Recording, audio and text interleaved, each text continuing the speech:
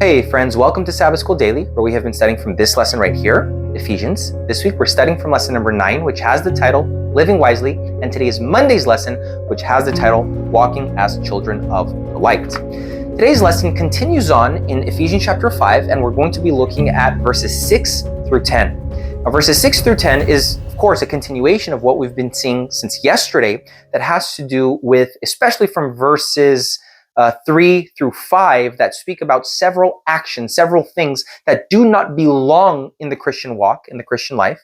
And here in verse 6, look at what the apostle says. Let no one deceive you with empty words, for because of these things, the wrath of God comes upon the sons of disobedience. So the question here is what things? It says, for because of these things, the wrath of God comes upon the sons of disobedience. What things? Those are the things that are mentioned here in the previous verses where it says, but fornication and all uncleanliness and covetousness, let it not even be named among you as is fitting for saints, neither filthiness nor foolish talking nor coarse jesting, which are not fitting, but rather giving thanks. For this you know, that no fornicator or unclean person or covetous man who is an idolater has any inheritance in the kingdom of Christ and God. And then verse 6, let no one deceive you with empty words. For because of these things, the wrath of God comes upon the sons of disobedience. Therefore, verse 7, therefore, do not be partakers with them. So you see that what people are being warned not to be convinced or deceived with these empty words, what these empty words have to do with is these actions. Because in the context of the life of the Ephesians, it was strange for them not to participate in these things. It's what everyone else did. Everyone around them, their family members, their friends, people they grew up with, their peers, everyone engaged with these actions because these things were normal. Covetousness, wanting what you didn't have, constantly wanting more and more, the greediness, the lust, the fornication, be that through religious harlotry, be that through just the lifestyle that they had, idolaters, foolish talking, coarse jesting.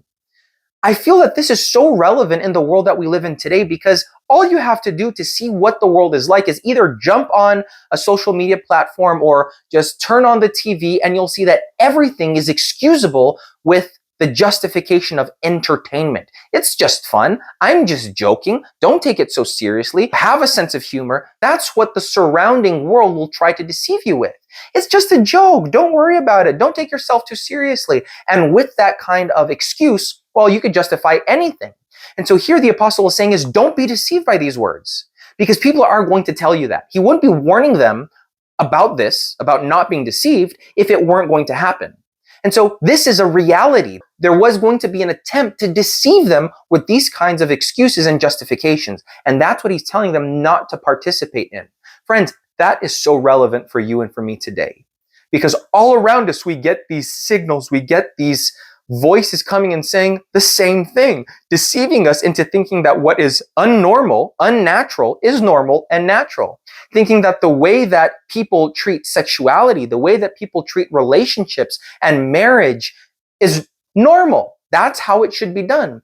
But we know from the very source of morality that these are holy things. Sexuality, speech, the way that we interact, marriage, friendships, these are sacred things because these are made in the example of the sacred relationship that we can have with God.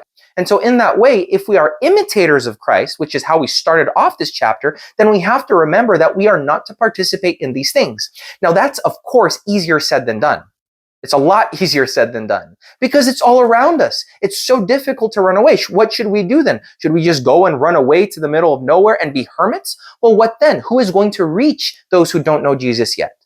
I've always had a very hard time with this movement within the Seventh-day Adventist Church, which is to run off into the hills and country living. There's nothing wrong with country living. But when you understand what the literature in the Seventh-day Adventist Church has to say about country living, it's not isolating ourselves in the middle of nowhere and being hermits because then we're not being a blessing to anyone. And then I believe that to be a sin. I don't believe that to be what God wants us to do. The Lord wants us to be able to go into the cities, go into the populated places, and preach his message and preach the three angels' messages. So how are we going to do that if we're isolating ourselves? What we do learn is that we should go and live in a more rural area, but in an area where it is possible for us to then go and reach people in populated places. So again, there's nothing wrong in living in a more rural area if we are able to be around and to influence the world around us and to bring people to know Jesus. Remember that, okay? So please don't end this video, this moment right here, thinking that, oh, because this guy, he's saying that we shouldn't do country living. No, there's nothing wrong with it if you have an evangelistic mentality and if you are able to go out into the cities and to reach people. That is what the Great Commission is all about. That's what our mission is in these last days. You'll see that for every quote that comes from any of Ellen White's writings that says anything about rural living, there are 10 other quotes that speak about evangelism to the cities. So remember that. In any case, that's verse 6. Another thing here in verse 6 that appears is the concept of the wrath of God. What you have to understand about the wrath of God is that God doesn't process emotion the same way that we do. Sometimes we have this concept of the God of the Bible of being this sort of temper tantrum throwing child that is just getting angry all the time and exploding all the time. Friends, God does not process emotion in the same way that human beings do. God knows the future.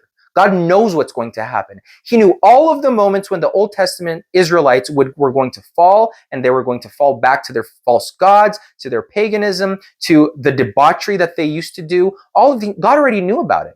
So when these things happened, God wasn't reacting in a passionate way, in an emotional way.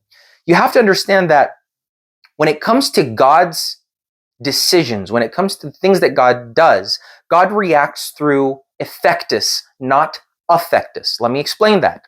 These are two Latin words. Affectus is reactions that have to do with emotion, with passion. These are affectus reactions, or what that means is explosive reactions of emotion. God doesn't react that way. Remember, God is the ultimate force of the universe.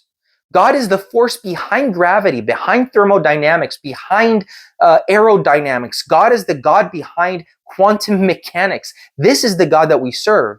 And so because of that, God is a God of cause and effect, of action and reaction.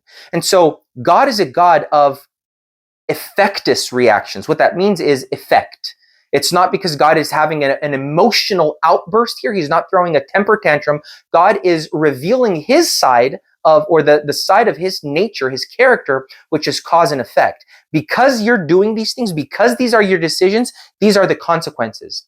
So here we see that the wrath of God, it has to be understood not as God throwing a temper tantrum, but God being the God of cause and effect, the God that is relating to the decisions that people make.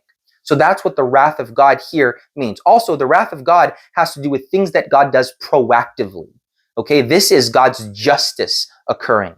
It's not a natural occurrence of nature. It's not divine judgment in the sense of, oh, it's just a thunderstorm. No, here when we see God's wrath, it reflects God's proactive judgments.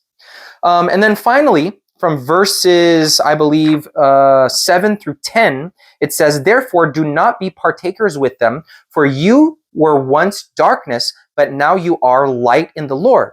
Walk as children of light, for the fruit of the Spirit is in all goodness, righteousness, and truth, finding out what is acceptable to the Lord." So here you see the other side, what we should be doing. Since they're leaving these things behind, they're not doing these things, they're not being deceived by these things, they are not part of the judgment of God's wrath.